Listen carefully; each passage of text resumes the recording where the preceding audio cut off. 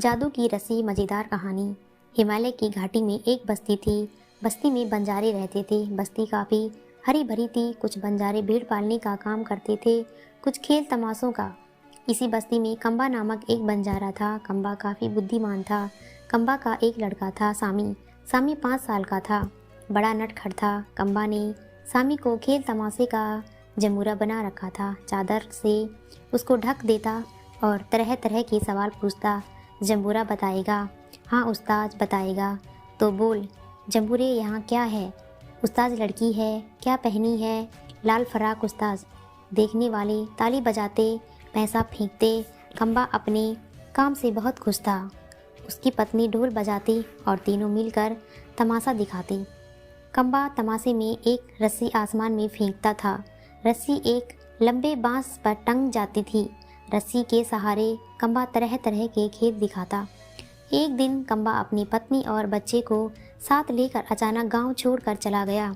गांव वाले कम्बा को ढूंढने लगे। कम्बा काफ़ी दिनों तक नहीं आया। उधर कम्बा दूर पहाड़ियों पर बसे एक गांव में जा पहुंचा।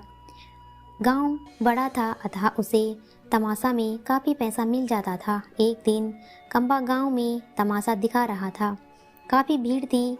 कम्बा रस्सी को बांस पर लटकाने के लिए फेंकने लगा। रस्सी अचानक बांस में न टंग कर आसमान में टंग गई। देखने वाले कम्बा को बहुत बड़ा जादूगर समझने लगे, पर कम्बा की तो सांसें फूलने लगी। कम्बा बहुत घबराया। कम्बा अपने लड़के सामी से बोला, रस्सी पकड़कर ऊपर जाओ, देखो कहाँ फंस गई है। सामी रस्सी पकड़कर ऊपर चढ़ने लगा। सामी चढ़ते चढ़ते बहुत दूर चला गया। उसे ऊपर आसमान में एक महल दिखाई दिया। रस्सी उसी की दीवार से चिपक गई थी। सामी के ऊपर पहुंचते ही महल का दरवाज़ा खुल गया। सामी काफ़ी घबरा गया था। उसने देखा अंदर एक सुंदर लड़की बैठी है। लड़की ने सामी का स्वागत किया। लड़की ने कहा, डरो मत, मैं परी हूँ। सामी बोला, कैसी परी? लड़की ने कहा, तुम बुद्धू हो, चलो बताती हूँ। परी सामी को अपने कमरे में ले गई। कमरा बहुत सुंदर था। उससे इस तरह की सुगंध आ रही थी। सामी देखता ही रह गया। सामी ने परी से कहा, मुझे बहुत जोर की भूख लगी है। उसके कहते ही सोने की थाली में पूड़ी और खीर आ गई। सामी खाने लगा।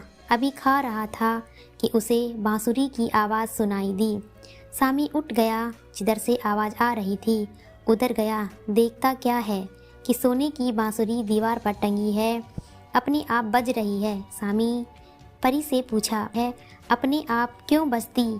जब नीचे घाटियों में फूल खिलते हैं तो यह अपने आप बजती है। परी ने उत्तर दिया। सामी देर तक वहीं खड़ा रहा और सोच रहा था, यह बांसुरी मुझे मिल जाती तो बजाता। परी उसके मन की बात जान गई। परी ने कहा, देखो तुम इसे ले लो, पर बहुत कीमती है। सामी ने कहा, मैं गरीब बंजारे का लड़का हूँ, मेरे पास कुछ नहीं। मेरे माँ बाप नीचे खड़े हैं, रो रहे होंगे। कुछ नहीं चाहिए, सोने की बांसुरी। मुझे नीचे जाने का रास्ता बताओ। परी उसके गाल थपथपाने लगी। प्यार करते हुए बोली, मुझे पैसे नहीं चाहिए, तुम ले लो इसे। तुम जब भी इसे बजाओगे रंग बिरंगे फूल खिलेंगे। और यहाँ लो एक सीटी, जब तुम इसे बजाओगे मैं आ जाऊँगी। तुम मुझसे जो मांगोगे मैं दूंगी, पर मुझे कोई देख नहीं सकेगा।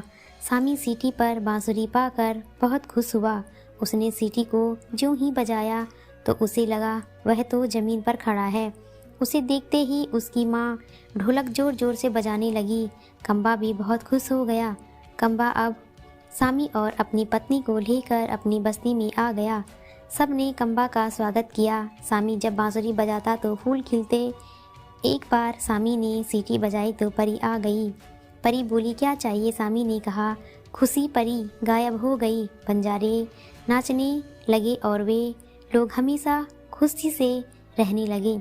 आशा करती हूँ कि आपको ये कहानी पसंद आई होगी।